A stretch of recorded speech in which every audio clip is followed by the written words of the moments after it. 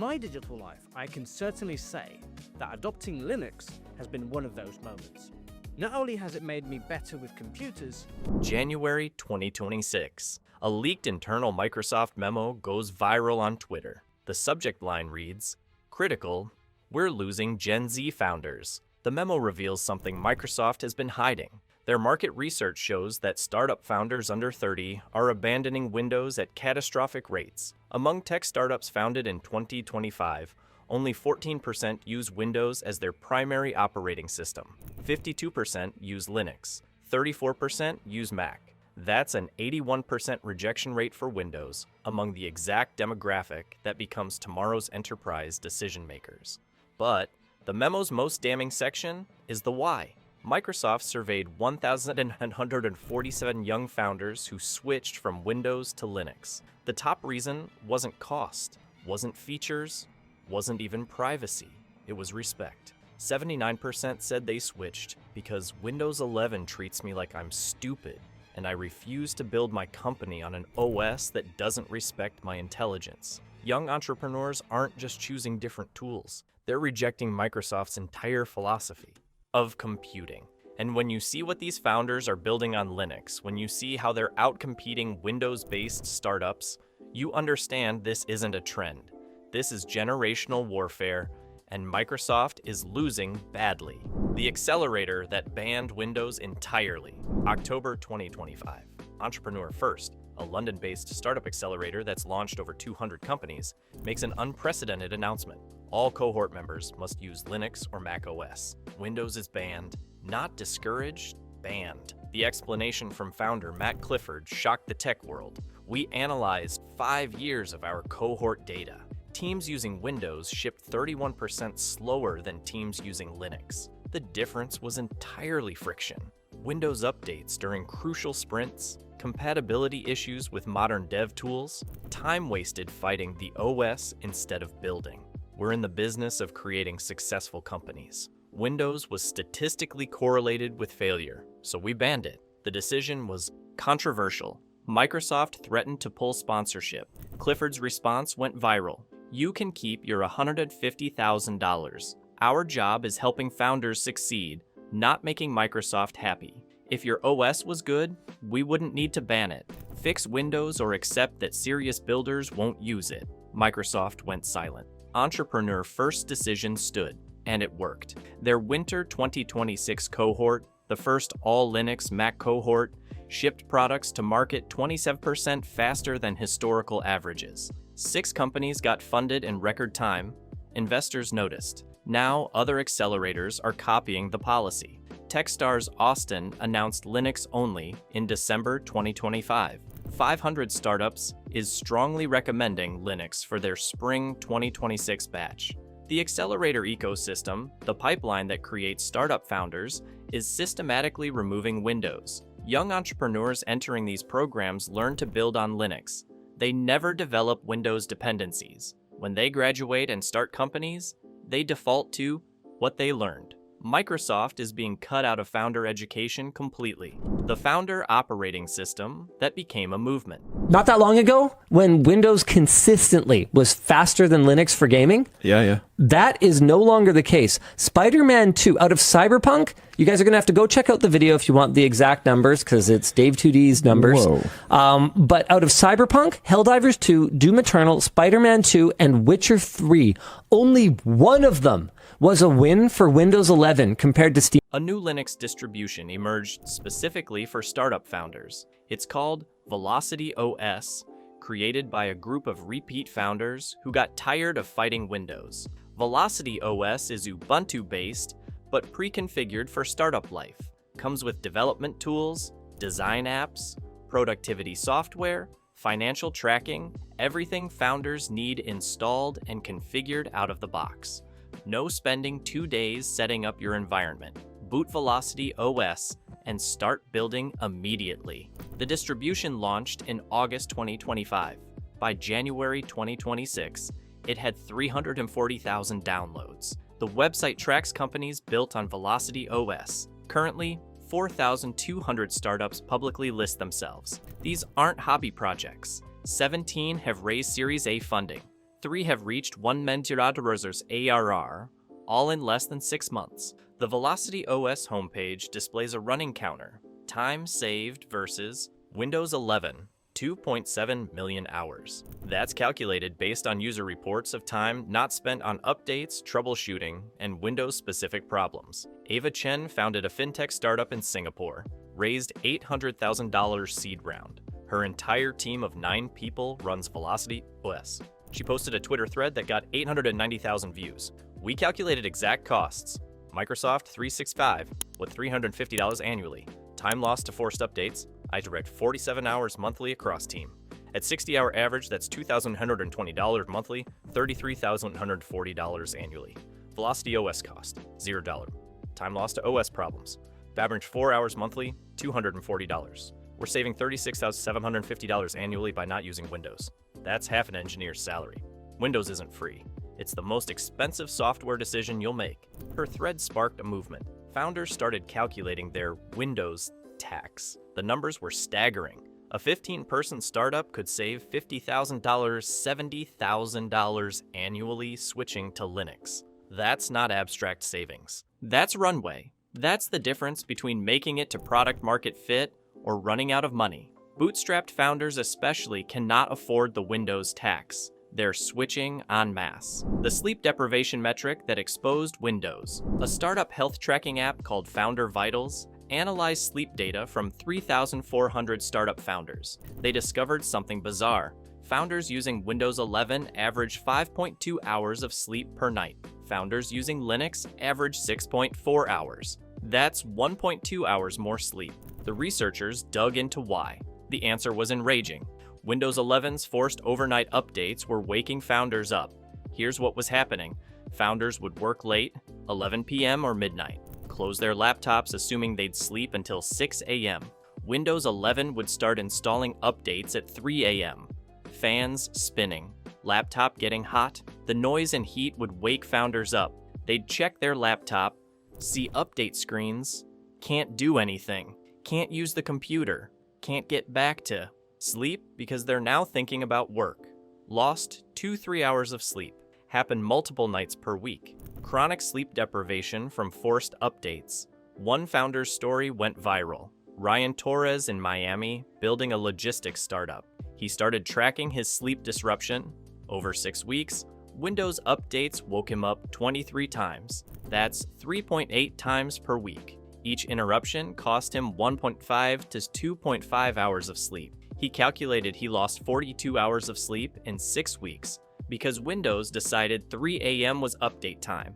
He was exhausted, irritable, making bad decisions from sleep deprivation. He switched to Fedora. Sleep improved immediately. No more 3 a.m. update wake-ups. His productivity increased. His health improved. He posted, "Windows 11 was literally destroying my health. I thought I had insomnia. Turns out I had Microsoft." The Founder Vitals study got covered by TechCrunch and The Information. Suddenly, thousands of sleep-deprived founders realized Windows was the cause. The migration to Linux accelerated. Sleep is sacred to founders. Destroying it is unforgivable. Windows 11 became known as the sleep killer. Young founders won't tolerate it. The customer demo. Disasters that killed deals. More and more PC builders are now using Linux instead of Windows. And for you super nerds, this data is actually really fun to look at. This is the desktop operating system market share worldwide chart, and the red indicates Linux steadily increasing. Compare that to the blue Windows line, and in the last decade, they went from 90% down to 72%. It's pretty wild seeing that many people move away. Sales founders face a unique Windows 11 nightmare. Customer demos that crash because Windows forces updates at the worst possible time. This happened so frequently it became a known risk. Founders started warning each other, never demo on Windows. It will betray you. Huge deal for an early stage startup. He prepared for a week. Demo day arrives. He's in the customer's conference room. 8 decision makers present. He opens his laptop. Windows 11 update screen. Installing update 2 of 5. Do not turn off your computer. He can't demo, can't access his product, can't do anything.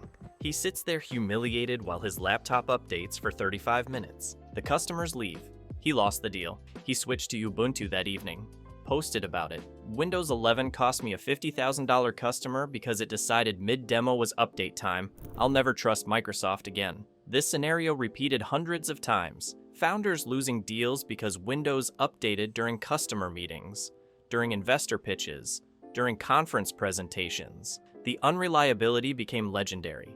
Investors started noticing founders who used Windows had more technical problems during pitches. Some VCs began viewing Windows as a red flag. If you can't control your own laptop, can you control a company? The solution spread through founder networks. Always use Linux for anything that matters. Demos, pitches, customer calls, presentations. Linux doesn't betray you at critical moments. Windows does. Founders who ignored this advice learned the hard way. Those who switched to Linux never had demo disasters again. The developer hiring crisis that forced the switch startups trying to hire developers in 2025-2026 discovered a new problem. Top engineering talent refuses to work on Windows. Job postings that list Windows as the development environment get 60% fewer applications than identical postings listing Linux or Mac. Junior developers will work on anything. Senior developers, the ones you actually want, reject Windows environments entirely. Sarah Kim founded a machine learning startup in San Francisco. Tried to hire a senior ML engineer. Perfect candidate, 10 years experience, published papers, dream hire, offer was competitive, 109,000 plus equity. The candidate asked one question: what's your development environment? Sarah said, Windows 11. The candidate declined the offer, said he doesn't work on Windows. The performance tax and reliability issues aren't worth it. He accepted a lower offer from a competitor using Linux. This happened repeatedly. Sarah lost 3 senior candidates over operating system choice. She finally switched the company to Ubuntu. Next senior hire accepted immediately. Sarah posted, I lost 190K plus engineering talent over Windows 11. Microsoft cost me my ideal team. Never again.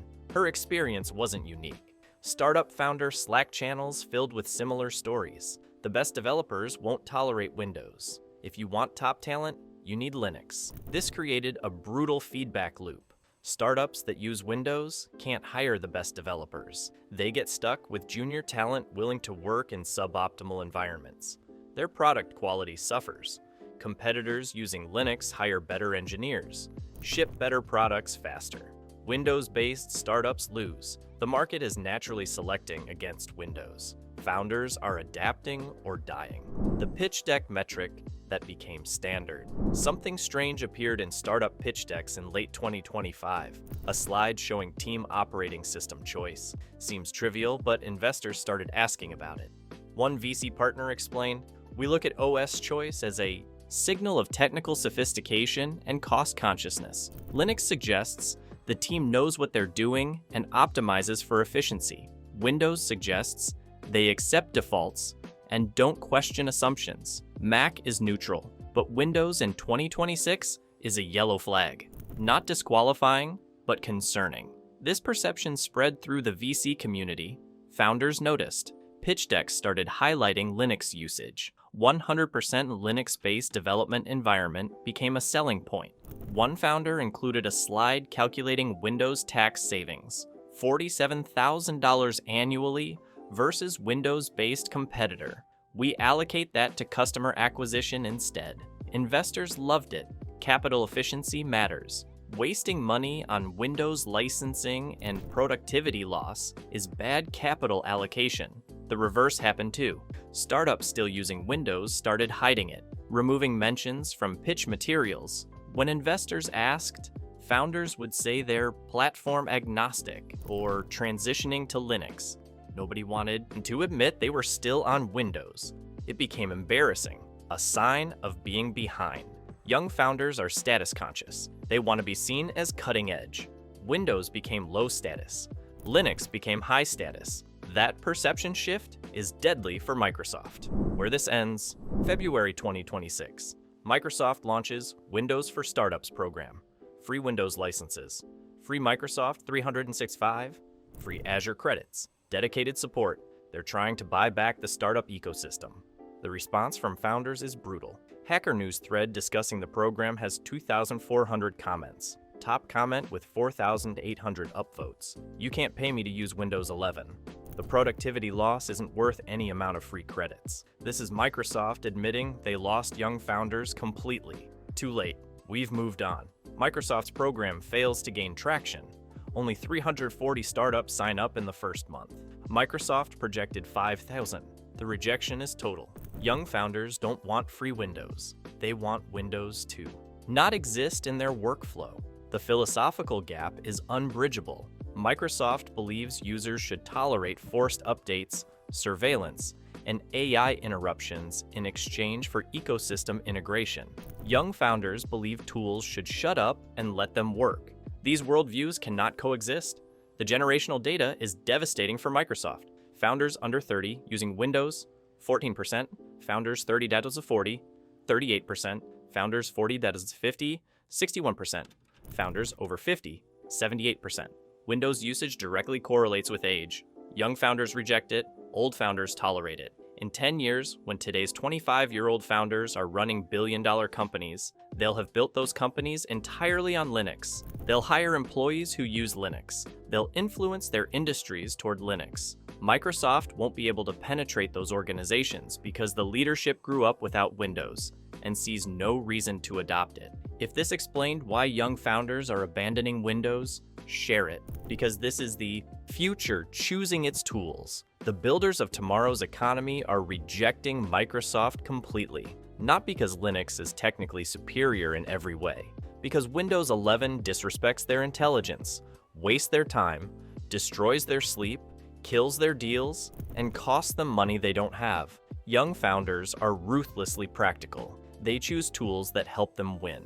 Windows 11 makes them lose, so they deleted it, and they're never going back. That's what Bill Gates is watching. The next generation of business leaders learning to succeed without Microsoft. The empire becoming irrelevant to the people who matter most, and there's nothing he can do to stop it.